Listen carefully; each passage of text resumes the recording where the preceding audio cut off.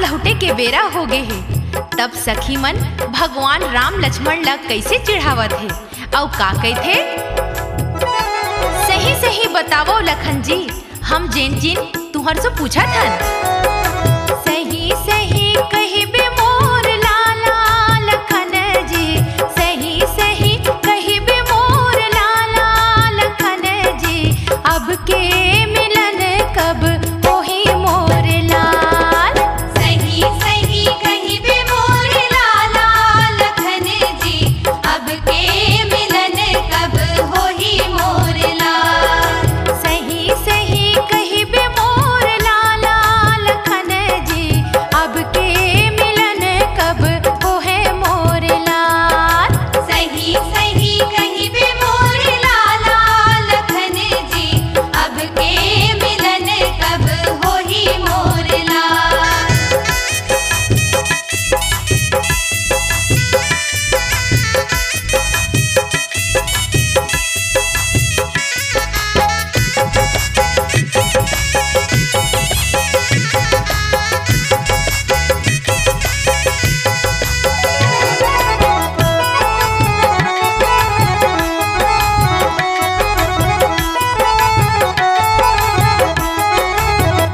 अब सखी मन लखन जी ला कहथे कि कोनो लजाए के बात नहीं है, यहाँ तो सब एकर सहेली सखी मन हावय। सही कह दे लखन कुमार, कब कब आवन होही तुहार, सबो पैया लगे तुम्हार।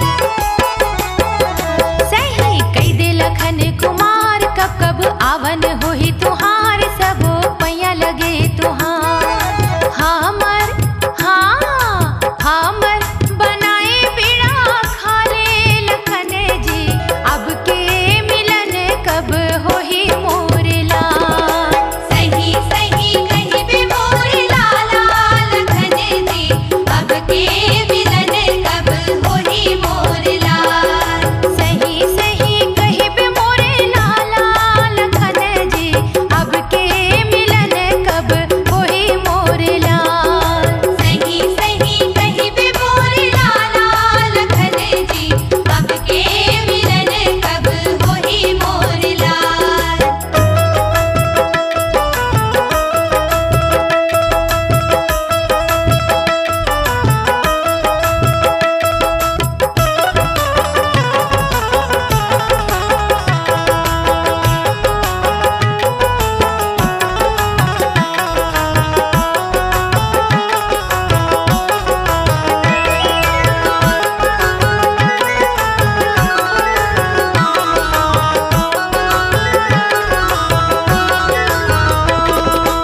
अब सुनाओ सबो सखी मन ह का कहथे?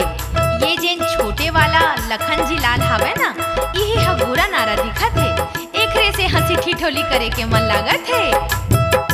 कैसे भाई लखन है गोरिया, प्रभु राम जी हावे है करिया, सगा देवो जी हमला बताए। कैसे भाई लखन है गोरिया, प्रभु राम जी हावे है करिया, सगा देवो जी हमला बताए। तूर नैना हवे रत्ना रे लखन जी, नैना हवे रत्ना रे लखन जी, अब के मिलन कब मुहे मोर लाल। सही सही कहिबे मोर लाला लखन जी, अब के मिलन कब होही मोर लाल। सही सही कहिबे मोर लाला लखन जी, अब के मिलन कब होहे मोर लाल। सही सही कहिबे मोर लाला लखन जी, अब के मिलन कब होही मोर लाल।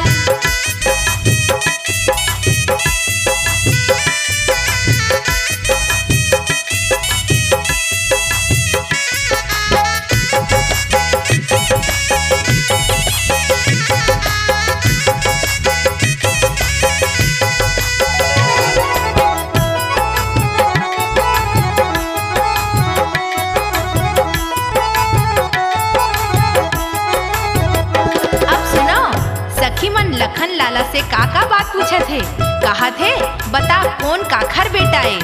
ए जी तेहा काखर भी आए, तोला कौन कोरा म खिलाए, अंगरी धर के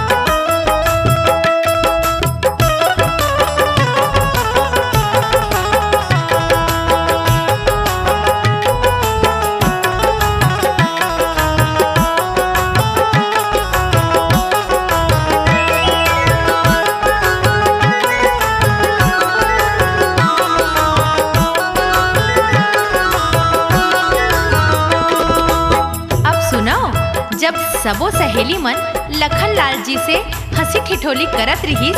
तब लखन जी हा उकर काका जवाब देवत हावय कि मैं काखर लइका हूँ। राजा दशरथ दादा कहाए कौशल्या को रामा खेल